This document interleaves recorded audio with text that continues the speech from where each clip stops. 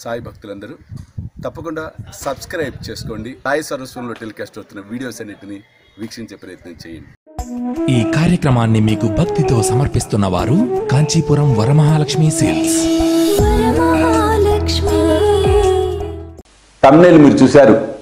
దైవానికి నైవేద్యం పెట్టే పాత్రలు ఎలా ఉండాలి, ఎటువంటి పాత్రలలో దైవానికి నైవేద్యం పెట్టాలి, నివేదన చేయాలి, ఇది ముఖ్యమైనటువంటి అంశం. ముఖ్యంగా మన హిందూ సనాతన ధర్మం సంప్రదాయం ప్రకారం పంచశూనాలు అనేవి ఉంటాయి. పంచశూనాలు అనగా ఇల్లు ఊడ్చేటప్పుడు, బట్టలు ఉతికేటప్పుడు, అంట్లు తోమేటప్పుడు, అగ్నికార్యం అంటే స్టవ్ వెలిగించేటప్పుడు, వంట చేసేటప్పుడు, బియ్యాన్ని దంచేటప్పుడు అనేక సూక్ష్మక్రిములు చనిపోవటం అనేది జరుగుతూ ఉంటుంది.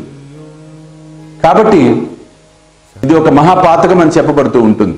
దీని నుంచి బయటపడటానికి ఏం చేయాలి అని యోచించినట్లయితే మన గ్రంథాలు, మన పూర్వీకులు ఉపదేశించిన అద్భుతమైనటువంటి మార్గమే దైవానికి నివేదన చేయటం. అందుకే భోజనము వండిన తర్వాత ఒకసారి ఊహించండి, ఆ అగ్నికి అనేక సూక్ష్మక్రిములు చనిపోవటం అనేది జరుగుతుంది. కాబట్టి భోజనము వండిన తర్వాత ఆ భోజనాన్ని పరమాత్ముడికి నివేదన చేయటం వలన ఆ నివేదన పవిత్రమై ప్రసాదమై మనం స్వీకరించటం జరుగుతుంది. కాబట్టి ప్రతిరోజు వండిన భోజనాన్ని పరమాత్ముడికి చూపించటం అనేది ఒక అద్భుతమైనటువంటి క్రియ. ఈ క్రియను చేయాలి. భగవంతుడికి నైవేద్యాన్ని వండేటప్పుడు ఎటువంటి పాత్రలు ఉపయోగించాలి? చాలా మంది కన్ఫ్యూజన్.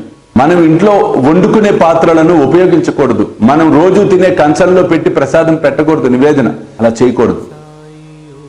మరి స్వామీజీ మా ఇంట్లో ఏం కొత్తవి లేవు కదా, కొత్తవి ఎట్లా కొనగలుగుతాం? భగవంతుడికి సపరేట్గా కంచము, గిన్నెలు సపరేట్గా కొని ఉంచుకోవటం ఒక పద్ధతి. ఒకవేళ అటువంటి స్తోమత లేదు, అటువంటి పరిస్థితులు లేవు అన్నప్పుడు మీరు భగవంతుడికి ఒక అమ్మకు పరవాన్న నైవేద్యం చేసి పెట్టాలనుకుంటున్నారు, లేదు పులిహోర నైవేద్యం చేసి పెట్టాలనుకుంటున్నారు. అప్పుడు ఏం చేయాలి? ఏ పాత్రలో అయితే మీరు వండుదాం అనుకుంటూ ఉన్నారో ముందు ఆ పాత్రను స్టవ్ వెలిగించి ఆ అగ్నికి ఒక్కసారి చూపించండి. ఒక్కసారి అగ్నికి, ఆ వేడికి అగ్నికి చూపించటం వలన దోషం అన్నది పోవటం జరుగుతుంది.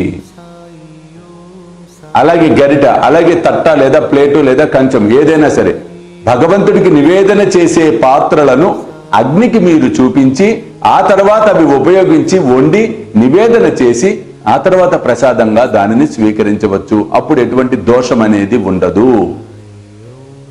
అంతేకాకుండా ఇంకొక ముఖ్యమైన అంశం ఏంటంటే ప్రతి ఒక్కరూ ఇది చేయవలసింది, ఆచరించవలసింది. ప్రతిరోజు కూడా మీ గ్యాస్ స్టవ్, ఇప్పుడంటే గ్యాస్ స్టవ్ వచ్చింది కాబట్టి గ్యాస్ స్టవ్కి పొద్దున్నే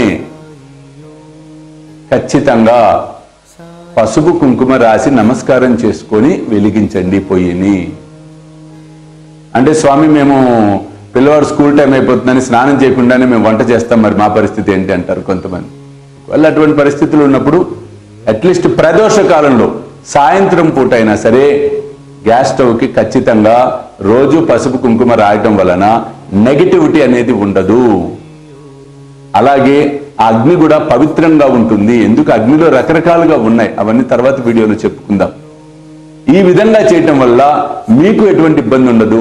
చక్కగా వంట కూడా చక్కగా చేయగలుగుతారు రుచికరంగా. అలాగే భగవంతుడికి నివేదన చేయగలుగుతారు.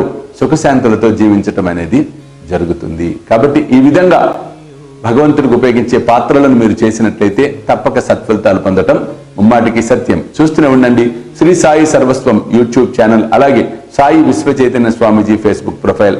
సర్వేజన సుఖినో భవంతు. సర్వం శ్రీ సాయినాథార్పణమస్తు. జై సాయినాథ్.